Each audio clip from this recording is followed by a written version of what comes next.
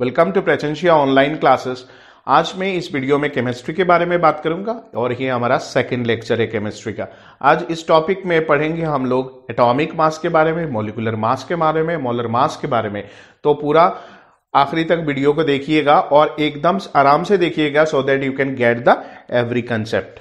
ठीक है, तो मैं आज पहले एटॉमिक मास शुरू करने के पहले थोड़ा सा डेली लाइफ से आपसे रिव्यू कराऊंगा उन चीजों से, so that you can take the things very correctly. Okay, और एक चीज, एक कंसेप्ट जब भी आप बिल्ड कर रहे हो उस चीज को बढ़िया से बिल्ड करो so that it can be remember for the whole life. देखो, अभी एक मैं चीज बताऊंगा, कभी भी आप सब्जी लेने बाहर गए होंगे तो एक तराजू रहता है और उस तराजू कुछ इस तरह से रहता है, कुछ तराजू इस तरह से रहता है। ठीक है, इस तरह से रहता है।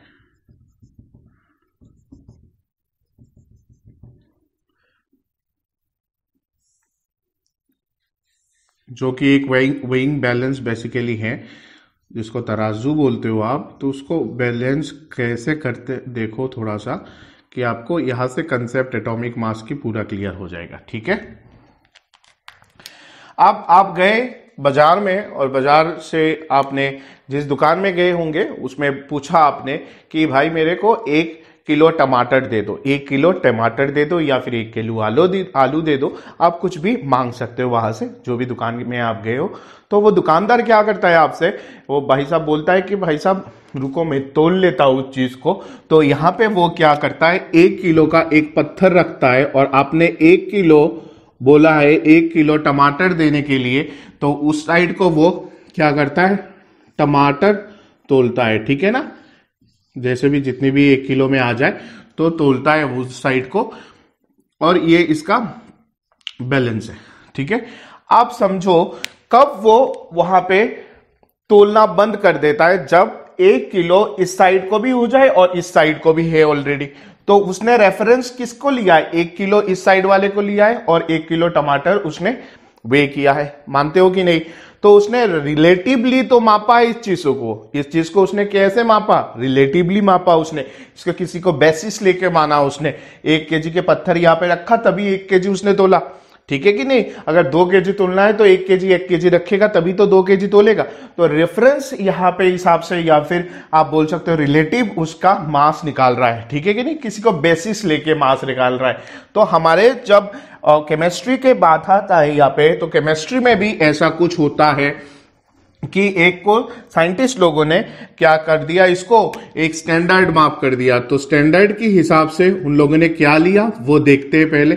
स्टैंडर्ड सेट कर दिया कार्बन 12 के एटॉम को, कार्बन 12 के एटॉम को सेट किया है। ठीक है, तो उन्होंने क्या किया है, कार्बन 12 के बहुत सारे एटॉम ऐसे ऐसे हैं, मान लो बहुत सारे एटॉम कार्बन 12 के। उनमें से उन्होंने एक एटॉम को उठाया, जैसे यही एटॉम मान लो, एक एटॉम को उठाया उन्होंने, तो उठा लिया। आप देख रहे हो, तो ये पिक्टोरियल डायग्राम की समझाने के लिए बस ड्रॉ कर रहा हूं। तो समझो इस बात को यहां पे कि इसका एक एटॉम उठाया, बहुत सारे एटॉम में से उन्होंने क्या किया, एक एटॉम को उठाया। और एक एटॉम का उन्होंने, साइंटिस्ट ने क्या किया कि 12 भाग किया। 12 भाग कैसे किया, देखो जैसे एक एटॉम मैंने उठाया, उसको 12 हिस्से में भाग कर दिया, उसको डिवाइड कर दिया। और उसके डिवाइड करने के बाद यहां पे 1 2 3 4 5 6 7 8 9 10 11 and 12, so these are the 8 parts. Okay, done. एक एटॉम उठाया और एक एटॉम के 12 भाग में डिवाइड कर दिया, और उसका एक पार्ट, इसका एक पार्ट मतलब होता है ये पार्ट, ले लो कोई सा भी पार्ट। तो एक पार्ट उन्होंने उठा लिया, उठाया इस पार्ट को, तो 12 में से एक पार्ट को उठाया। दैट मीन्स आप मैथ्स तो इतना आता है कि 12 में से अगर एक पार्ट उठाया, उसको हम लोग क्या रिप्रेजेंट करते हैं, 1/12 बोलते हैं। ठीक है, तो उन्होंने 1/12 मास ऑफ 1 कार्बन एटॉम को उठाया। ठीक है, 1/12 part of a carbon atom. तो उन्होंने एटॉमिक मास को उससे रिलेट किया। किससे रिलेट किया, 1/12 मास ऑफ 1 कार्बन एटॉम से। ठीक है, तो इसका डेफिनेशन जो एटॉमिक मास का बनता है, अल्टीमेटली एटॉमिक मास का डिफाइन करते हैं। तो एटॉमिक मास वो बेसिकली किसकी रेफरेंस से रिलेटिव से मापते हैं कार्बन एटॉम के 1/12 the mass of one carbon atom का 1/12 of mass of one carbon atom. तो उन्होंने कैसे इस चीज को डिफाइन किया, तो लेट अस सी हियर। देखो, atomic mass of an element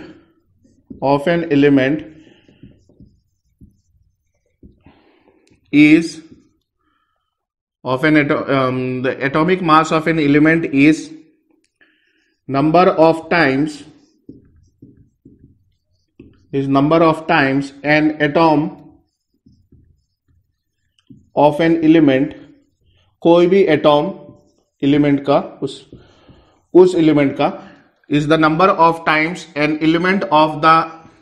atom of the element of the element क्यों बोल रहा हूं, बिकॉज उस एलिमेंट का, नहीं तो ऑफ एन एटॉम एलिमेंट भी लिख सकते हो। An atom of the element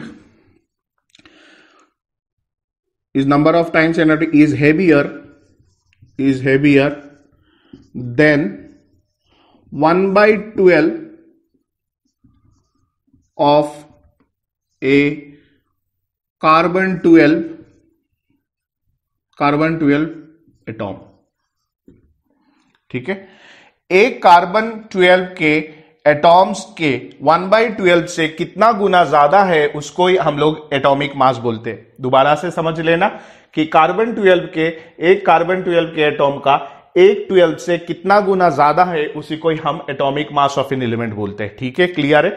जैसे कि हमने एक एटॉम लिया था, कार्बन 12 का एक एटॉम लिया था, उसके 12 भाग किया, उसका 1/12 पार्ट निकाला हमने, और उसी से ही हम कंपेयर कर रहे हैं बाकी के, उसी से ही वहां पे 1 kg से कंपेयर कर रहे थे, है कि नहीं। दूसरे साइड में उसने 1 किलो के सामान रखा कि नहीं, वो उसके उस पत्थर से आपको पता चल रहा था 1 किलो के। तो यहाँ पे 1/12 ऑफ ए कार्बन 12 का एटॉम से कंपेयर कर रहा है। ठीक है, तो this is basically the number of times it is heavier. That means मैं बात करूंगा यहाँ पे आगे भी कि अगर आपसे पूछा जाए mass of one nitrogen atom, so that is found to be 14 times the mass of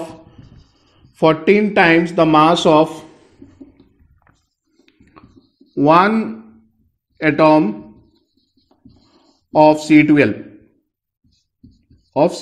ठीक है, समझ आया। 14 into mass of one atom of C12, तो ये 14 times higher than that of इस टुकड़े का मास जो है। ठीक है, इस टुकड़े का मास। तो हम और भी बात करते हैं, mass of one oxygen atom की बात करेंगे तो मास ऑफ, यह जो नाइट्रोजन एटॉम था, mass of one oxygen atom की बात करेंगे तो ये पाया गया है 16 into mass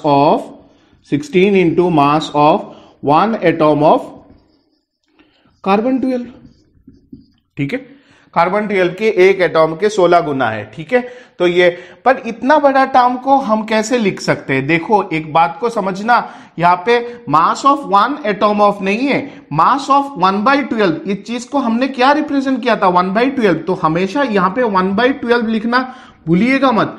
14 into 1/12 mass of one carbon atom. ठीक है, सिमिलरली यहां पे भी मैं बात करूंगा तो 1/12, एक एटॉम का नहीं, एक एटॉम का 1/12 पार्ट, तो हमेशा यहां पे 1/12 mass of one atom of carbon 12 लिखना। ठीक है, तो 1/12 जब भी लिख रहे हो आप, इसका मतलब है 1/12 मास ऑफ वन, यहां पे भी सेम है, 1/12 मास ऑफ वन एटॉम यहां पे भी सेम है।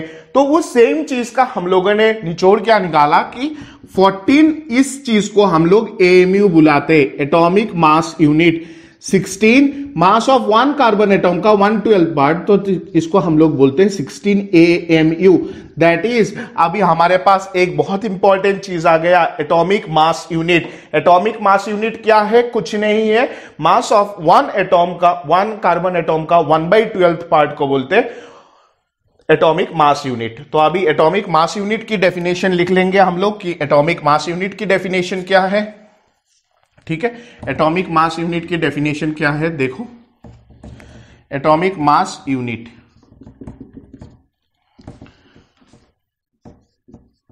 Atomic mass unit. ठीक है, एटॉमिक मास यूनिट क्या होता है, it is defined as the it is defined as the 1/12 ही तो है, 1/12 ही तो है, 1/12 mass of 1 atom of carbon 12। ठीक है, एक कार्बन 12 का, एक एटॉम का जब भी मैं 1 एटॉमिक मास यूनिट की बात कर रहा हूं तो इसका मतलब होता है 1/12 mass of 1 atom of carbon 12।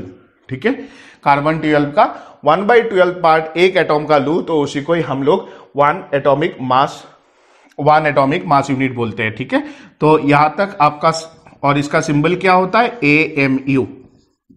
ठीक है, अभी at present atomic mass unit को यूनिफाइड मास यूनिट भी बुलाते हैं, तो U से भी रिप्रेजेंट किया जा सकता है। तो at present we are using U, और U को हम लोग यूनिफाइड मास बोलते हैं।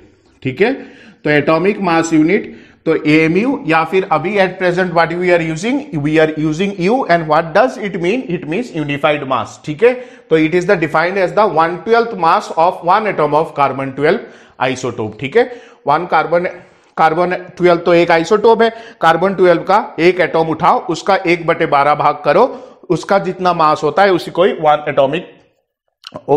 एटॉमिक मास बोलते हैं, 1 एटॉमिक मास यूनिट बोलते हैं। ठीक है, 1 atomic mass unit is defined as the 1/12 mass of 1 atom of carbon 12। ठीक है, अब यहां तक समझ में आ गया होगा। चलिए तो फिर आगे मूव करते हैं। 1 AMU तो हमारे समझ में आ गया। अभी देखो हम क्या बोल रहे हैं, 1 AMU इक्वल टू, हमने बोला आपको कि 1/12 mass of 1 atom of carbon 12, यही हमने बोला आपको, कार्बन 12 यही है। ठीक है, तो इसका मतलब क्या है, 1 एटॉम के 1/12 मास ऑफ, एन हमने उस दिन बोला था आपको मास स्पेक्ट्रोमीटर से जो इसका वैल्यू निकाला गया था 1.99 इंटू 10⁻⁻24 ग्राम था कि नहीं। तो इससे आप निकालोगे वैल्यू 6605 करके कुछ आएगा इंटू 10⁻⁻24 ग्राम। यहां तक आपको क्लियर है, and that is very equal to, यहां से आप क्या लिख सकते हो, 66 into 10⁻⁻27 kg, which is very similar to that of mass of a proton, that is a mass of a proton। ठीक है, चलिए फिर, और 1 एटॉमिक मास यूनिट के बराबर हमारे पास इतना समझ में आ गया आपको। ठीक है, अभी हम बात करते हैं 1 AMU को और किस टाइप से लिख सकते हैं। देखिए 1/12 मास ऑफ 1 एटॉम तो है ही, mass of 1 atom of carbon 12। ठीक है, इतना तो ही पता है हम लोगों को। अभी मेरे को एक बात बताओ, मैंने उस दिन समझाया था कि 12 ग्राम का थैली था और उसमें हमारे नंबर ऑफ एटॉम्स कितने थे, 6.022 इंटू 10⁻23 था कि नहीं। तो 23 एटॉम्स था उसमें, तो मेरे को बताओ 6.022 इंटू 10⁻23 एटॉम्स का, इतने एटॉम्स का कितना ग्राम था, 12 ग्राम। 12 ग्राम ही है तो है, 12 ग्राम है, देयरफॉर एक एटॉम का कितना होगा, 12/6.022 इंटू 10⁻23, यही तो होगा।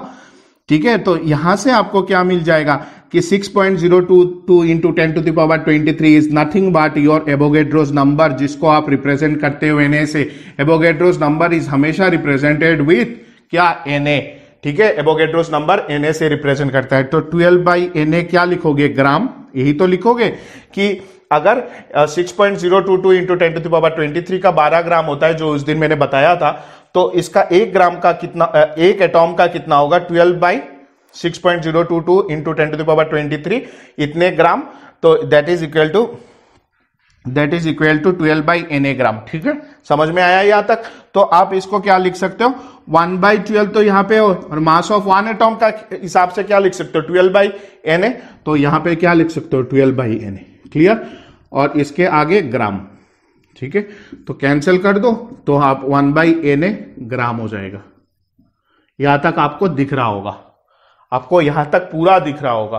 तो 1 AMU के बराबर क्या हो सकता है, 1/Na gram. 1 AMU equal to 1/Na ग्राम।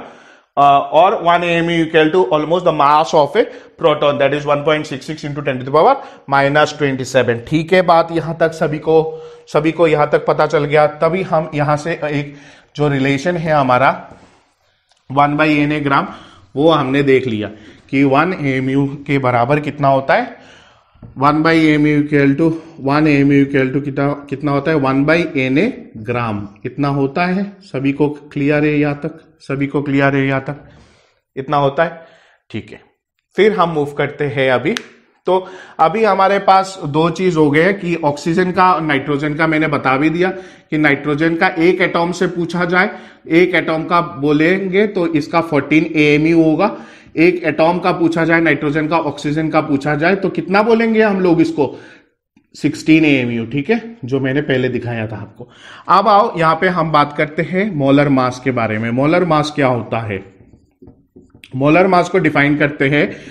देखो, मोलर मास इंपॉर्टेंट चीज है और मोलर मास क्या चीज है हम लोग इसको देखेंगे, ठीक है। तो molar mass it is defined as the क्या डिफाइन करते हैं इसको? It is defined as the molar, नाम से पता चल रहा है एक mole. It is defined as the mass of 1 mole of substance is the mass of 1 mole of substance in gram.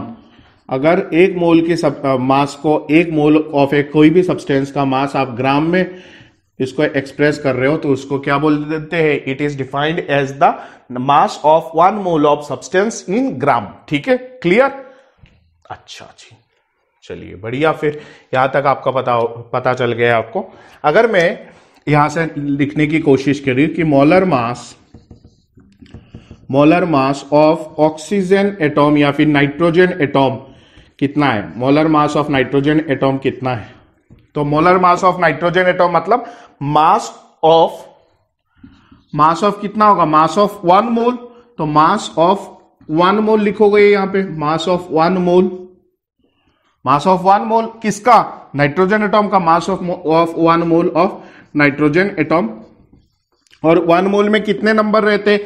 That is 6.022 into 10 to the power 23 which is nothing but the Na। ठीक है, इसको into कर दोगे मास of 1 atom से, मास of 1 atom of nitrogen, mass of 1 atom of nitrogen. ठीक है, 1 atom of nitrogen into Na। ठीक है, तो यहां से मैं मास ऑफ 1 एटॉम ऑफ नाइट्रोजन कितना निकाला था, 14 AMU। तो 14 AMU हो जाएगा यहां पे इंटू Na। और Na को क्या लिख सकते? AMU और Na के बीच में क्या रिलेशन है बताओ? तो 14 इंटू 1/Na इतना ग्राम होता है। AMU और Na के बीच में क्या रिलेशन है बताओ? 14 या फिर ग्राम में 1 AMU इक्वल टू 1/Na ग्राम होता है, इतना ही तो होता है। तो 14 AMU के जगह में 1/Na ग्राम लिख सकता हूं ना मैं, यही मैं पूछ रहा हूं आपसे। तो और Na इसके जगह में पुट कर दिया तो Na चला गया, तो इसका निकल के कितना आया, 14 ग्राम। इसका मतलब होता है, यहां तक आपको दिख रहा होगा स्क्रीन में पूरा, देखो molar mass of an atom, nitrogen atom के बारे में पूछा तो molar mass of nitrogen atom का मतलब होता है एक मोल का नाइट्रोजन एटॉम। एक मोल का नाइट्रोजन एटॉम होता है तो एक मोल में कितना रहता है particle, 6.022 into 10 to the power 23।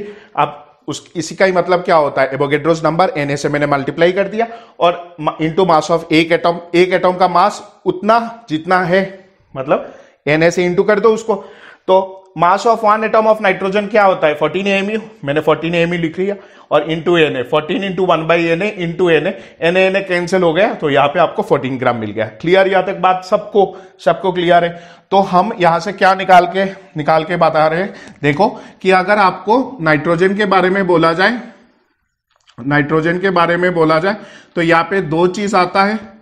ठीक है, नाइट्रोजन के बारे में बोला जाए तो यहां पे दो चीज आता है। क्या क्या दो चीज? एक होता है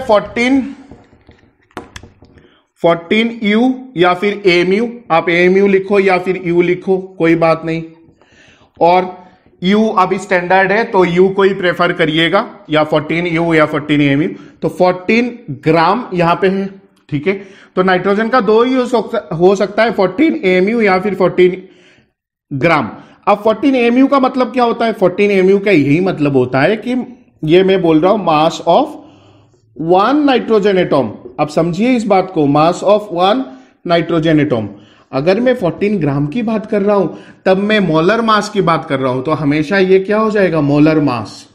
ठीक है, इसको क्या बोलेंगे? मोलर मास बोलेंगे। ठीक है सभी को, तो इसको क्या बोलेंगे? Molar mass of nitrogen atom. ठीक है, तो मोलर मास इसको बोलेंगे of nitrogen, molar mass of nitrogen. और इसका और एक नाम है मोलर मास, जैसे ही नाम है तो इसका ग्राम आपका क्या नाम हो जाएगा? इसका बता सकते हो आप इस चीज का? देखो, जब आप नाइट्रोजन के बारे में बात कर रहे हो तो इसका दो होते हैं, तो यहां पे ग्राम से है तो ग्राम एटॉमिक मास भी बोलते हैं इसको। ठीक है, इसको क्या बोलते हैं हम लोग? Gram atomic mass.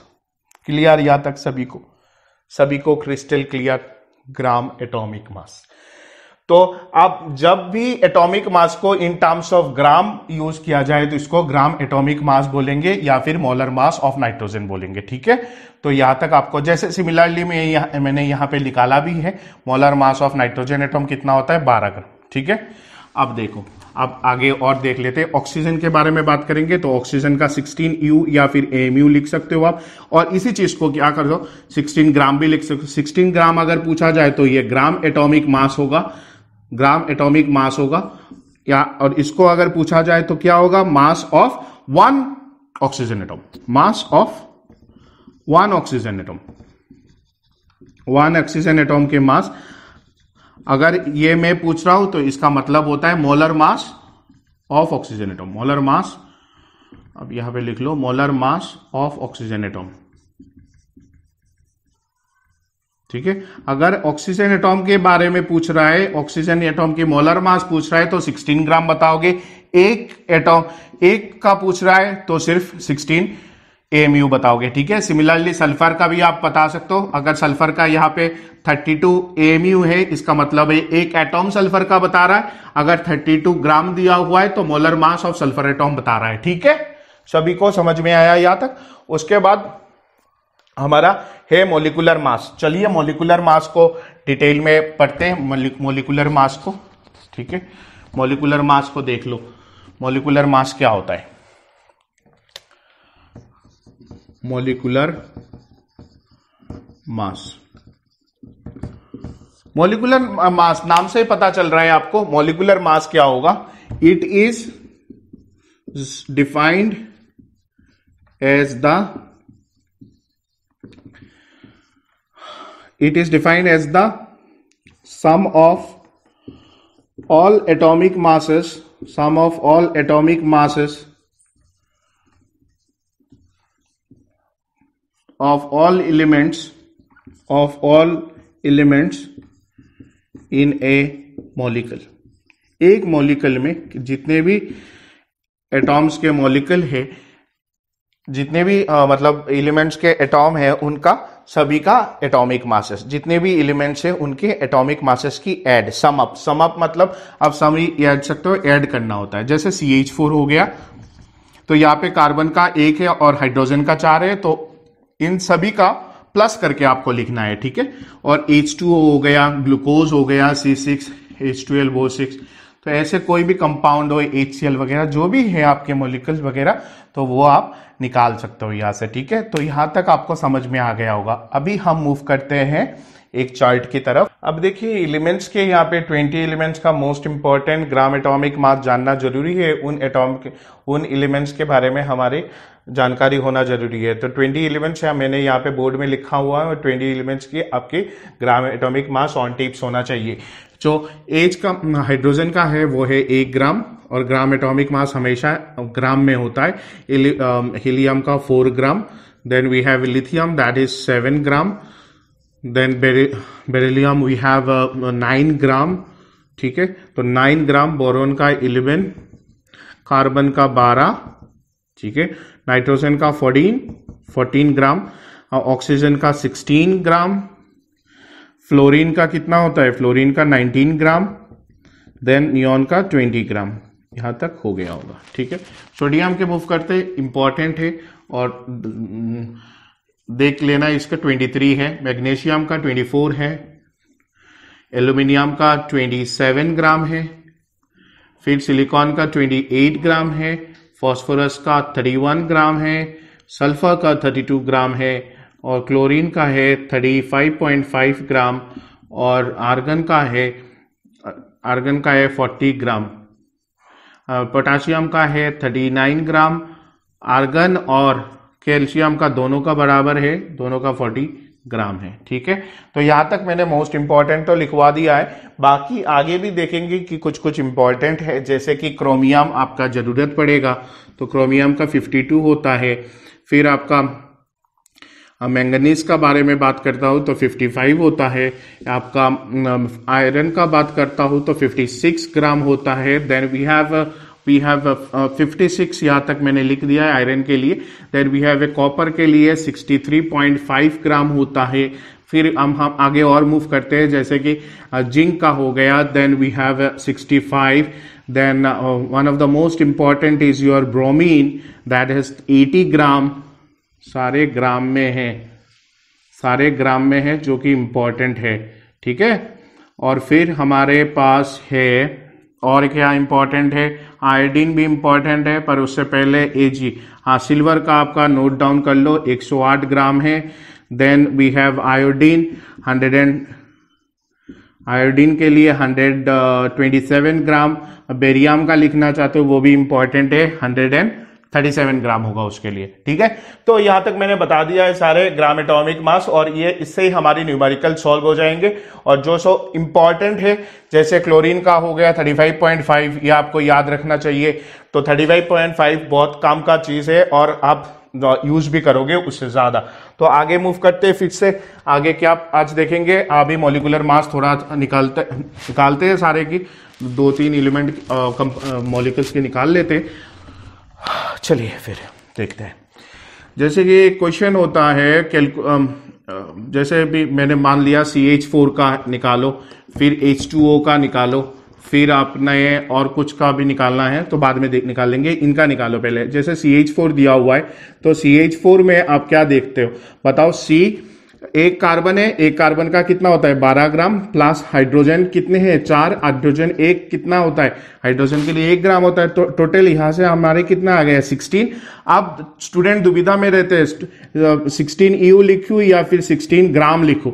मैं अभी थोड़ी देर में इसके बारे में चर्चा होगी। ठीक है, H2O के बारे में बात करते हैं। H2O 2 हाइड्रोजन है तो 2 × 1 प्लस ऑक्सीजन के लिए 16, तो कम्स आउट एज 18। अब यहां पे बात आती है कि 16 EU लिखूं या फिर 16 ग्राम लिखूं मैं। देखो, अगर वो एक मॉलिक्यूल की बात करता है, कोई भी चीज का एक मॉलिक्यूल का बात करता है, तो एक मॉलिक्यूल का क्या हो जाएगा, मास ऑफ 1 मॉलिक्यूल अगर पूछा है, मास of 1 molecule of CH4, mass of 1 molecule of CH4 की बात करूंगा तो 16 EU आएगा। अगर 16 ग्राम की बात करता हूं तो 16 ग्राम क्या होगा, मोलर मास। अगर पूछा जाए मोलर मास कितना है, मोलर मास ऑफ CH4 कितना है, तो आप बताओगे क्या 16 ग्राम है। अगर मास ऑफ 1 मॉलिक्यूल पूछा जाए तो 16 और CH4 का इतना होगा। ठीक है, H2O का अगर आपसे एक मॉलिक्यूल का पूछे दैट इज, तो आप यहां पे क्या लिखोगे 18 EU। अगर आपसे 18 ग्राम का बात कर रहा है that means they are speaking of molar mass.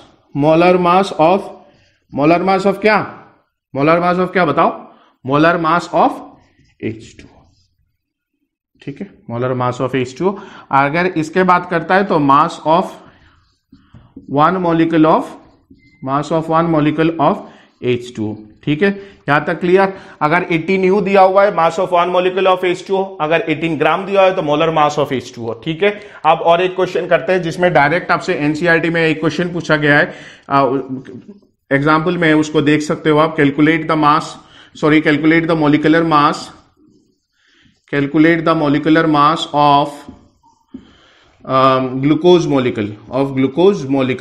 Molecule का आपको, और ग्लूकोज का फॉर्मूला कितना है C6H12O6 होता है। ठीक है, ग्लूकोज मॉलिक्यूल का आपका निकालना है। तो आप इसको कैसे करोगे, देखो अब C6H12O6 के लिए निकालना है।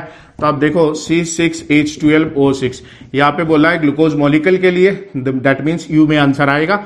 आओ यहाँ पे सॉल्व करते हैं। 6 है कार्बन और एक कार्बन का 12 होता है, 6 इंटू 12 प्लस एच का कितना होता है, एच का कितना होता है दोस्तों, 1 होता है, 1 इंटू 12, ठीक है, प्लस 6 इंटू कितना हो जाए, 6 इंटू कितना होगा, ऑक्सीजन का कितना होता है बताओ, 16, ठीक है। तो यहां से 72 प्लस 12 दैट इज 84 आ गए टोटल मिला के, plus 96 that will come out as 180। On tips रहना चाहिए, इसके बारे में तो खूब ज्यादा क्वेश्चन पूछते कि ग्लूकोज के नीड वगैरह में क्वेश्चन भी आते हैं, तो जब सोल्यूशन वगैरह सेकेंड ईयर में करोगे खूब यूज होता है इसका। तो आप इसको ऑन टिप्स याद रखो, ग्लूकोज का 180 होता है, अगर मोलर मास ग्लूकोज का पूछता है तो 180 ग्राम होता है, तो इतना आपको जानना जरूरी है। तो आज के लिए इतना ही दोस्तों, इसी उत्साह उमंग के साथ दोबारा मिलेंगे, तब तक के लिए ख्याल रखिएगा, खुश रहिए।